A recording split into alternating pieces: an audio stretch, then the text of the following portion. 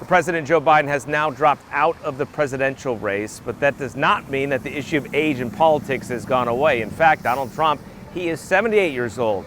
So we wanted to explore this issue of age in politics. How old is too old? And I wanted to talk to some former North Carolina state leaders who are now in their 70s themselves and still working. Hello, everyone. I am Tim Boehm. As a journalist, So once and for all, will you accept the results of the election? you get used to asking tough questions. To be fair, I asked the same question. Do you think President Biden should run again in 2024? But asking retired politicians to talk about aging in politics, that made me nervous. Were you at all offended when I called and asked and wanted to talk about age in politics? No, because one, I'm young, and two, I'm not in politics anymore. No, not really. Nothing you do offends me, Tim. Phew. The truth is, this former governor and former Supreme Court justice have a unique perspective on age in politics. They themselves in their 70s and still very much in the workforce. Every single solitary person eligible for what I've been able to do with the with the COVID, with dealing with everything we have to do with. This moment in the June presidential debate created a frenzy over the debate over the age and health of President Biden. Look, if we finally beat Medicare. Almost immediately, President Biden faced calls to get out of the race even within his own party. But the next day in North Carolina, the president remained defiant. Folks, I don't walk as easy as I used to. I don't speak as smoothly as I used to. The question every voter should be asking themselves today is not whether Joe Biden can survive a 90-minute debate performance, but whether America can survive 4 more years of crooked Joe Biden in the White House. When I saw the debate, I said this is just not going to be a good night for Joe Biden. Former North Carolina governor and Democrat Mike Easley is now 74 years old himself. I just thought he needs an audience. He really needs people. He can talk to people. Easley never liked debates, even in his younger days. I don't think debates do very much. But I guess a debate gives people some kind of insight into you. But when you're older, like Trump and Biden, you lose that quickness on recall and quickness on processing information. But the concerns over 81-year-old Biden's age began long before the debate, his opponent pointing it out over and over in ads. Look, I'm not a young guy. That's no secret. Constant attention and often misinformation about President Biden's moments on stage with former President Obama or in Normandy have dominated social media. Real or not, 77-year-old former Supreme Court Justice Bob Orr, a former Republican now unaffiliated, says perception matters. What does it look like to the viewers or the people listening? Do I sound as sharp and dynamic as I need to?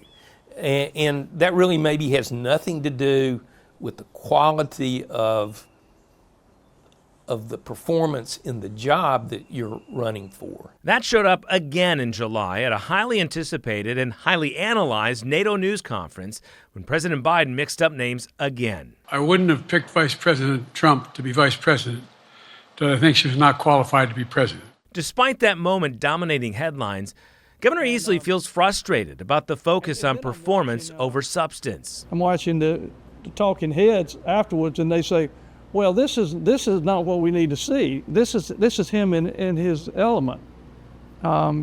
We need to see him out, just with the general public. And I'm thinking, wait a minute, you got a guy who's just giving you an entire lecture on foreign affairs. Isn't that what you want your president to know? President Biden dominates the age discussion, but he's far from alone. You're not as quick physically or mentally as you were in your younger years, but particularly if you're in a position of authority, it's hard to let go.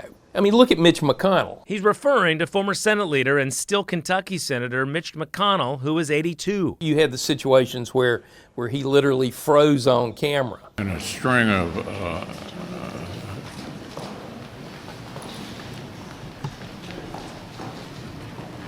What are my thoughts about what? Running for re-election in 2026. Earlier this year, McConnell announced on the Senate floor he would leave leadership and serve out his last term. One of life's most underappreciated talents is to know when it's time to move on to life's next chapter. None of us like to think we're slipping or not as sharp as we were 10 years ago or 20 years ago. And so, yeah, I mean, it's a challenge. And you don't want to hear people telling you that. I mean, I don't want to hear people saying, you know, or you really ought to let somebody else argue this case because you're just not as good as maybe you think you are or that you once were.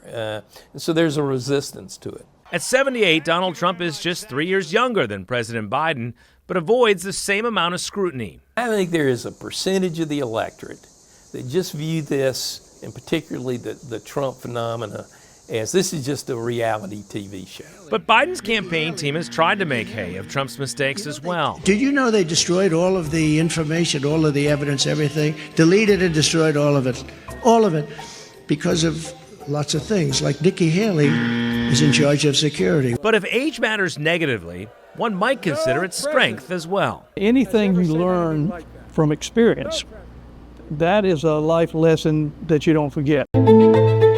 Justice Orr and Governor Easley have unique perspectives, which is why I wanted to get their take on how they feel still working in their 70s themselves. Bow tie's crooked. Let me fix you up. Golly, Pete. Mike Easley is a former district attorney, was attorney general in the 90s, and served as governor from 2001 to 2009. He's 74 and to this day still does law work, including jury trials. You know, I see my son do a press conference now and rattle things off. Blah, blah, blah, blah. His son, the U.S. Attorney for the Eastern District in North Carolina. And they will send a strong message that we aren't going to tolerate gun violence in this community. I think, man, I remember when I could do that. Now, I still know the same things he knows, but I can't get them out as quickly, and I can't recall them as quickly. I think I found I had to focus a little more. Think about focusing a little bit more. Even though you got to think a little more, whatever, you're still doing the job as well as you did 10, 20 years ago. I don't know. I mean, somebody else would have to tell you that because I was doing different kind of work. Bob Orr, now 77, is a former state Supreme Court justice, ran for governor in 2008, and to this day remains active in the courtroom. Asked him if he feels as sharp today as even 10 years ago. Yeah, I do. Now, the question is, am I as sharp as I was? Yeah, I mean, I think everybody's an individual case. There are no age limits for the U.S. Supreme Court. However, a 72-year age limit exists for judges in North Carolina, although it was just raised to 76 for the Court of Appeals and State Supreme Court. A nonpartisan reconsideration of how the Supreme Court, maybe the entire federal judiciary, should operate is merited. A long fixed term for federal judges, 20 years up to a certain age. I think some of the best, most experienced judges on the appellate bench do their best work in their later years. Oliver Wendell Holmes, he was 90 on the United States Supreme Court, and he wrote some of the most insightful opinions that you'll read. The debate over age nearly always comes back to health, even beyond concerns of cognitive decline. I certainly had no difficulty in supporting Joe Biden when he ran in 2020. Okay, I mean, now the question is, over the course of the next 4 years of the presidency, how well will he do? And this is true of Trump. This is true of a lot of people in that age range. I mean, we are all sort of on the cusp of some sort of health incident that we can't predict. Calls for candidate cognitive testing continue across the country. If there are signs of early onset dementia, wouldn't you want the public, the public needs to know that. And for those complaining about your choices at the ballot box, Governor Easley has a simple message. I think the thing you say to them is, you run. If you don't like who's running, you run.